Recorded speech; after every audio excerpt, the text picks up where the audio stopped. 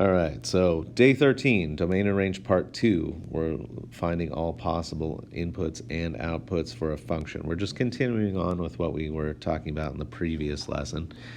So here are graphs of two functions we saw earlier in the unit. I think this was, best price in dollars for a certain number of bagels. And this was the height after t seconds. This may or may not have been a bungee jump question, but I don't actually remember. What are the domain and range of each function? Explain domain and range in the context of each problem. Well, let's take a look at this. Domain inputs are numbers of bagels. If we look at this, we're not going to be buying any half bagels or quarter bagels. We're only going to be buying whole numbers of bagels. And if we look at the numbers of bagels, this goes up to 13. So if I were to describe the domain of this, I would say that the domain could be anything from 0 up to 13 as long as the input, what was the number of bagels? Well, let's just say n.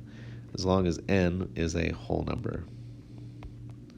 That's how I would describe this. You could use words too. You could also say that if the number of bagels is n, that your domain is from 0 to 13, as long as they're whole numbers.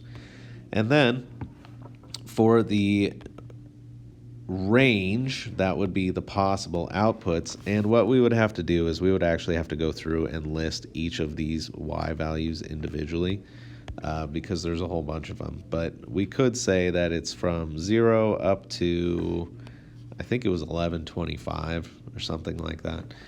But we would have to list individual numbers. Now, if we come over here and we look at this graph now, our domain, well, looking at our graph, it looks like this goes up to 70. It might go beyond that, but just looking at this, I would probably say that my time has to be between 0 and 70 for this function.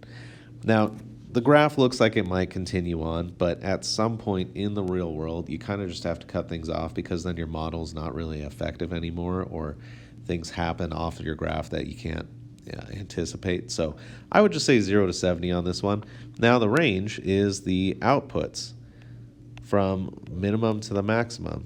My smallest output for my height is 10, so I would say that my range goes from 10 up to, I don't know, 75?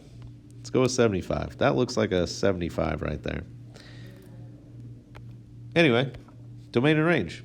So let's take a look at this. Function W gives the temperature in degrees Fahrenheit of a pot of water on a stove t minutes after the stove is turned on. After 30 minutes, the pot is taken off the stove.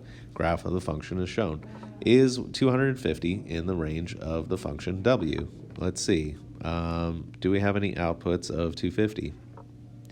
Describe the range of the function. Well, that would be from your lowest temperature up to your highest temperature. So you're going to say range is, and your temperature is going to be, actually I think temperature is given in capital T usually, is going to be between two numbers, smallest to largest.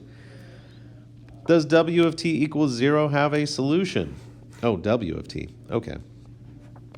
I should have looked at this before I made this video, but I didn't, and we're just going to go with it. Does W of t equals 0 have a solution? Explain how you know. Well, let's see. Is my function ever equal to 0?